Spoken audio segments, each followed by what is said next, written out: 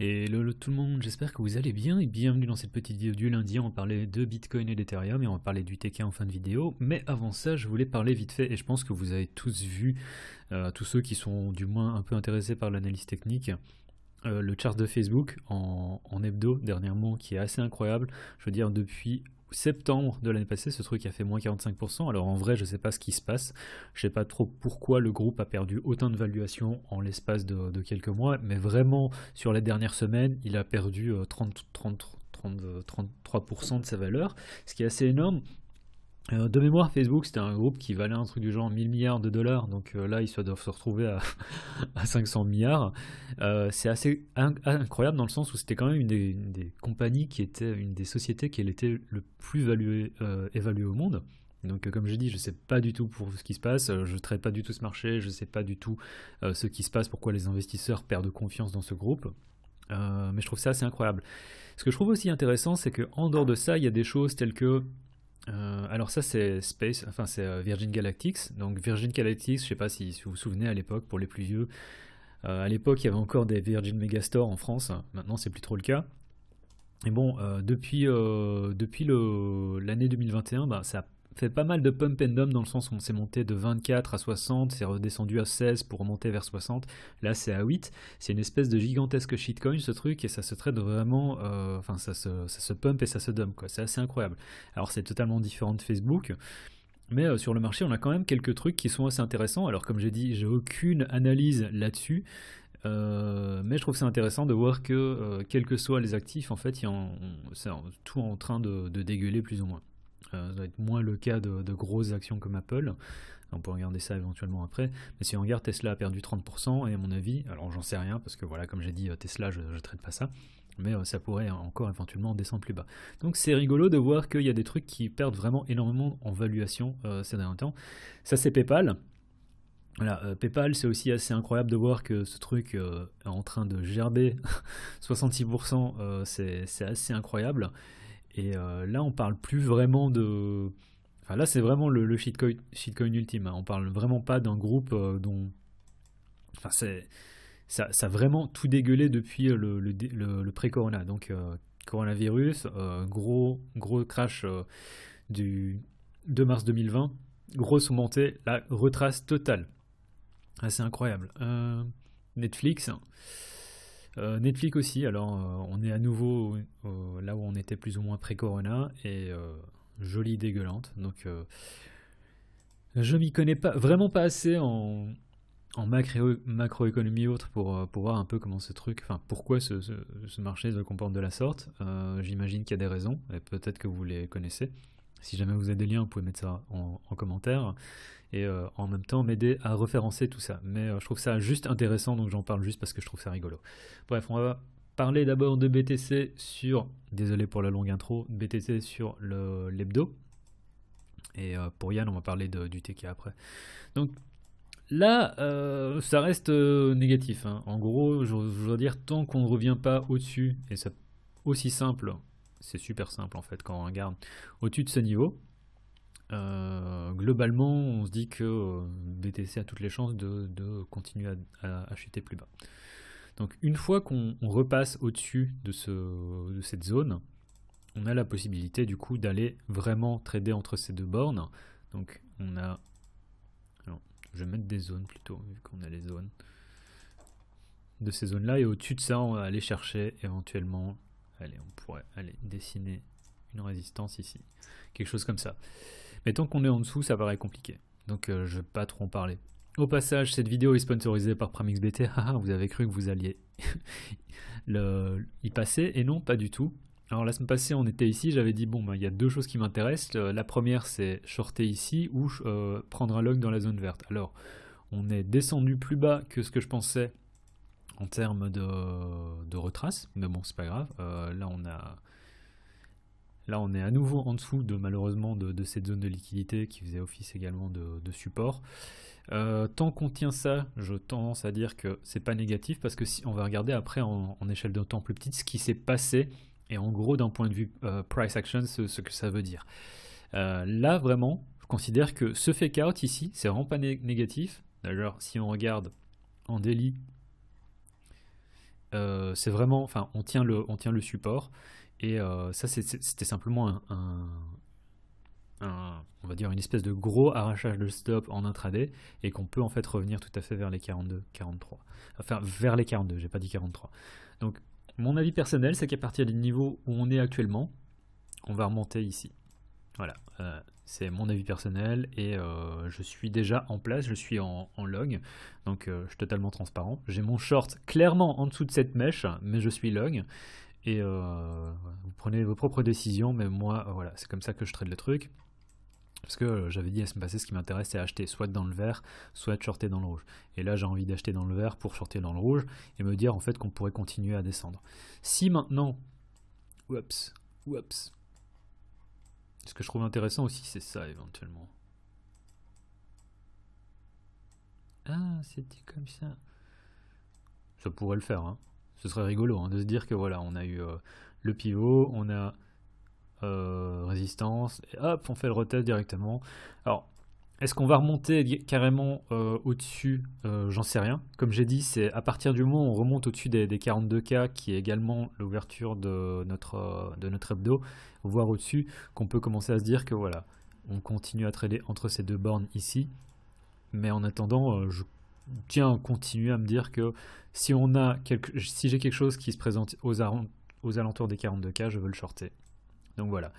Vous avez le plan de la semaine. En gros, on arrive vers 42K, je veux prendre un short et le stop il se met clairement ici au-dessus. Si on commence à retrader au-dessus, déjà, si on commence à se retrader au-dessus des 42, 43, des 42,6, on va dire 42,7, et que vous voyez qu'on commence à faire des trucs comme ça, vous pouvez vous dire ok, soit je mets mon stop ici au-dessus, parce que si on commence à faire des trucs pas chouettes, parce qu'on peut très très vite faire ça, peut-être pas aussi vite, pas aussi haut, mais si on commence à se retrader au-dessus, il faut commencer à se dire ok, je veux me protéger. Donc faites attention, mais dans l'idée c'est de faire, voilà, on part de cette zone et on va aller chercher la zone en rouge. Et si on prend un short dans la zone en rouge, en fait, c'est pour aller rechercher au moins ça ici. Et toujours prendre vos profits à un R, parce que voilà, comme ça, vous sécurisez votre trade. Voilà, j'ai pas grand chose à dire, hein. Je veux pas shorter ça, dans le sens où on a déjà fait un joli dump. On a fait ici, on a sorti à mon avis des pré-boules. Ouais, je vais expliquer ce que j'appelle par pré-boule. Donc, je vais regarder aussi vite fait en daily ce que ça donne, parce que j'ai pas parlé du daily. En daily, on est sur une structure de marché. Bon, on est aussi au sein d'une consolidation d'un range. Là, c'est ce qu'on appelle des sommets égaux. Hein. Si on regarde equal, equal, equal, si on rajoute comme ça, donc on est sur quelque chose qui est, on va dire, un peu compliqué. Et il faudrait vraiment qu'on récupère de 1 ça ici, puis de 2 là, pour se dire qu'on peut repasser sur quelque chose de positif. Mais tant qu'on est en dessous des 42-43, pour moi, je ne suis pas intéressé du tout par vraiment chercher des gros longs sur BTC. Là, comme j'ai dit, c'est pour jouer vraiment le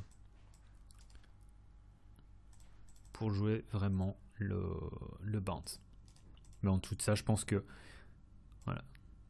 Donc ça fait un trade à 2R, même à partir des niveaux actuels, et sachant que moi, je suis rentré plus bas. Et l'idée, c'est de faire un truc comme ça. Ouais.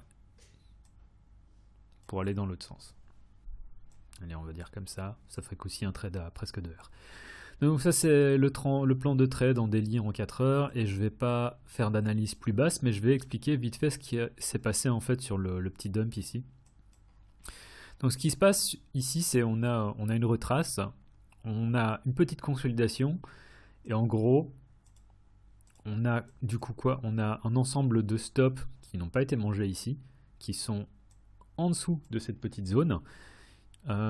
Et on a des gens qui étaient éventuellement pré-bull ici, dans le sens où on a la petite consolidation, on remonte, et quand on va remonter sur des échelles de temps plus petites, vraiment, on regarde, ce qui se passe, c'est des gens, ils passent, on a quoi? On a sommet, creux, sommet, creux, sommet. On a des gens qui disent, oh, on est sur une structure de marché haussière, on n'arrive pas à faire un nouveau high, on dégueule, on vient taper le support, on casse le support, et en fait là ça dégueule sévère, on va chercher en fait tous les ordres qui étaient ici en dessous. Et là ce qui se passe, c'est on remonte dans l'autre sens. Donc je considère que la structure qui était censée être positive ici, avec le piège à boules qu'on a eu ici, en fait, on a sorti les boules. Là, on a dû mettre également. Là, ce qui s'est passé aussi, c'est un short squeeze avec des gens qui étaient short, mais on a dû les sortir, ou bien ils ont dû descendre leur stop et donc du coup ils sont en dehors du marché. Mais ce qui se passe, c'est que pour moi maintenant, on va continuer la montée. Donc voilà, ça c'est pour BTC. J'ai pas grand chose à dire vu que je suis descendu vraiment sur même du 15 minutes. Ethereum BTC, je suis toujours short sur ce truc, mais là j'ai pris un short et je suis un peu en... Bon, quand on regarde la structure de marché ici, moi je considère que ça c'est le niveau qu'on a perdu et qui était vraiment pas à perdre. Si maintenant on commence à se retrader ici au-dessus, ouais, je pense que Ethereum va vraiment surperformer, mais on est vraiment pas, on n'est pas encore là quoi. Mais voilà. Donc Ethereum toujours pour moi c'est pas positif. Si on commence à remonter ici au-dessus, qui est un peu la zone en hebdo qui fait office pour moi de grosse résistance, pour moi l'idée c'est de me dire que Ethereum en fait on va continuer à dumper. Et je sais que c'est contre-intuitif hein, parce qu'on est au sein de ce triangle équilatéral, enfin de ce triangle ascendant. Ce triangle ascendant, j'ai vu ce genre de formation tellement de fois que je suis vraiment méfiant. Et, une fois qu'on commence à perdre vraiment ce niveau ici, je sens qu'il y a des gens ils vont être... Enfin, il y a des gens qui vont vouloir défendre ce niveau, ça c'est certain, dans un premier temps. Et je pense qu'en fait on pourrait le perdre. Je pense qu'on pourrait le perdre. Mais on verra. Donc on va... Là je suis en weekly. C'est vrai que la structure en weekly est ok. Au sens où c'est high, low, high, low, high, low, et ils sont chacun plus hauts les uns que les autres. Ceci dit, on a perdu ce niveau-là, on est en dessous d'une zone de liquidité qui est une zone d'offre. Et pour moi, l'idée, c'est de me dire qu'on peut aller facilement chercher ça ici. Donc, je ne suis pas un gros fan. Et maintenant, quand on regarde en daily, on est aussi sur... Bon, daily, on est clairement sur un truc qui descend. Ici avec une consolidation qui est en forme triangle équilatéral. Donc j'ai pas grand chose à dire. Le fait que ici on a eu quoi? On a eu un dump, on a cherché la liquidité, là on pump, c'est pas négatif, mais on est toujours en dessous de cette zone de support, enfin de résistance qui était anciennement un support. Donc moi j'aime pas trop ça. Et voilà, ça c'est clair, hein, c'est résistance, résistance, support, support, on passe en dessous, ça fait une zone de pivot. Et là, pour moi, l'idée, c'est de me dire que voilà, je short ce truc, j'ai un stop ici au-dessus, et ça, c'est la première target, mais l'idée, c'est vraiment d'aller chercher plus bas sur ETH BTC. Donc, je suis vraiment pas bull sur ETH BTC, et du coup, j'ai du mal aussi à être, enfin, tout simplement bull sur ETH. Sauf si éventuellement, il y a des setups de trading qui se présentent. La semaine passée, on était ici, j'avais dit si on arrive à remonter ici au-dessus des 2008, ben on pourrait se trader éventuellement entre les 2008 et les 3005, enfin les 3000 pardon, et c'est pas du tout ce qu'on a eu. Et j'avais dit également la même chose, c'est je suis éventuellement chaud pour prendre un short, ben, j'avais dit à 3000, donc c'était assez haut, mais davantage attendre la zone ici pour prendre un long. Waouh, si ça c'est pas... Bon, je vais pas frimer en disant que j'ai pris un long ici parce que j'ai pas du tout pris un long. D'ailleurs, je suis pas long du tout sur ETH, mais je trouve ça, enfin voilà. Là, pour le moment, ça se joue entre. C'est vrai que le long, il était idéal à prendre ici, et il faut voir la réaction qu'on a ici. Et maintenant, l'idée, c'est de jouer entre ces deux niveaux-là, quoi. Et si on arrive à remonter ici au-dessus, éventuellement chercher là. Mais je serais davantage dans l'idée de regarder où est-ce qu'on va aller sur BTC pour éventuellement prendre un short également sur ETH. Mais vu que je suis long BTC, short ETH BTC, enfin, j'ai pas envie de prendre un troisième short sur ce genre de choses. Voilà, c'est tout pour ETH et BTC. Je parlais vite fait du TK. Si vous n'êtes pas intéressé par le TK, vous pouvez arrêter la vidéo ici. Eh 20 Dieu. Alors, Yann, on va faire l'analyse comme d'hab. Hein. On va commencer par le mensuel. Donc, le mensuel, c'est... quoi qu'on en dise, si tu prends le corps des bougies des creux et des tops en mensuel, généralement ça donne toujours des bonnes infos par rapport à tes entrées, par rapport à... Enfin, ce sont des niveaux qui sont importants. Et donc c'est vers ces niveaux-là que tu veux prendre une entrée. Donc là, je veux dire, on est sur un niveau de support en mensuel, c'est censé être quelque chose d'important. Donc je le laisse en hebdo, et j'essaie de tracer en fait mes autres niveaux. Sur UTK, bon, ben, là j'ai quoi? J'ai ce niveau-là qui était résistance, support, résistance, on peut voir. Et là on est en dessous du niveau de résistance, que ce soit en daily ou en hebdo, donc c'est pas positif. Et je crois, bah oui, j'en avais parlé en fait au cours des vidéos, parce que les niveaux sont toujours dessinés. J'en ai parlé au cours des vidéos précédentes, je pense qu'on devait être quelque part ici. J'avais dit si on arrive à récupérer un niveau ici, à mon avis, première target, et au-dessus de ça, bah, la deuxième target, elle était là. Donc c'est assez marrant parce que bon, c'est des niveaux que j'ai dessinés, mais j'ai pas tradé ça, et on peut voir qu'on a vraiment été chercher les deux targets. Donc là, ça me paraît compliqué. La structure de marché, elle est vraiment dégueulasse en journalière, et ça me paraît, ouais, ça me paraît compliqué. Là, si tu regardes, ce qu'on fait, c'est quoi? C'est on a fait une espèce de double top. On a cassé le support, on se retrouve à nouveau en dessous de cette résistance ici, et là on a fait un retest, donc je me dis qu'on va aller chercher les 18 cents sur ITK. Ouais. Je me dis qu'on va aller chercher les 18 cents, jusqu'où est-ce qu'on pourrait aller, je sais pas, mais c'est pas quelque chose qui m'intéresse, et globalement on n'est plus dans un marché où les alts m'intéressent. Mais vraiment pas quoi. Déjà, Ethereum en soi ne m'intéresse plus. Donc il y a que BTC, enfin je trade BTC et j'ai du BTC encore en portefeuille. Mais globalement, mon portefeuille, et ça c'est quelque chose aussi, je sais pas s'il y a encore des gens qui sont encore en train d'écouter cette vidéo, mais globalement BTC, bon BTC représente encore un truc du genre 30% de mon portefeuille. Mais je suis à 60% stablecoin. Oups, désolé pour ça. C'est le téléphone. Donc je suis à 60% stable, je suis à 30% BTC, et à côté de ça, ouais, j'ai encore des ALT, bien sûr, j'ai encore des petits trucs, mais je suis à moins de 10% sur les ALT, quoi. Donc quand je vois ce genre de choses, moi je suis pas trop fan de ce qui se passe. On va attendre dans 7 jours la clôture en mensuel, hein, si ça tombe, on va réussir à garder ce niveau ici et éventuellement faire encore un petit pump, mais dans tous les cas je pense pas qu'on aille chercher vraiment beaucoup plus haut, hein, sur ITK. Je sais pas c'est où est-ce que tu es rentré en position, ce que tu fais avec ça, mais je sais pas s'il y a moyen de staker ça, si tu veux le staker. Si tu es vraiment chaud sur le projet, bah, et que tu es prêt à attendre, je sais pas, des années, bah pourquoi pas. Mais là, ça me paraît un peu compliqué. Et si on perd ce niveau de support, je me dis, ouais, on va finir par aller chercher. Enfin, en mensuel, si maintenant le mensuel se termine, je vais le dessiner comme ça, sur une bougie rouge, je me dis qu'on va aller chercher les 12-13 centimes sur UTK. Peut-être pas tout de suite, mais ça va prendre du temps, mais je pense que ça va se passer.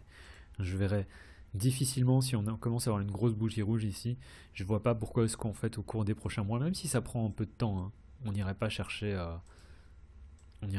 plus bas en fait sur ce truc. Et peut-être qu'ici on va trouver du support avant de remonter. Je sais pas. Honnêtement, c'est compliqué, mais c'est comme ça que je vois le truc. Ça, ce serait éventuellement quelque chose qui pourrait être cool, parce qu'à ce moment-là, c'est quoi? C'est une extension en dehors du range. On récupère, et on se dit, voilà, on peut éventuellement construire quelque chose et remonter. Ça prendra du temps, là, tu vois, je suis déjà en 2023, donc je sais pas. Voilà, c'était tout pour la vidéo d'aujourd'hui, en vous souhaitant une excellente semaine. C'était Graph, tchuss.